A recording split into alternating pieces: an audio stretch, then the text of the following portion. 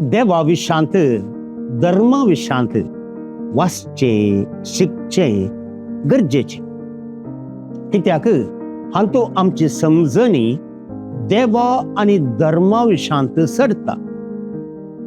पूण मागण्या मुखांतर देवाच्या सहवासांत इश्टगत्यंत वाडचे भोव फायद्याचे. तेन्ना मात्र देवा थंय आमचें तन मन वडता आनी ताच्या मोगांत वाडोवंक आमकां संपें जाता. पूण धर्माचो प्रमुख अंगडो आसा तो वेगळोच. तुज्या देवाक अदीक भावार्थान आनी मोगान तुवें तुजें जिवीत समर्पण करचें.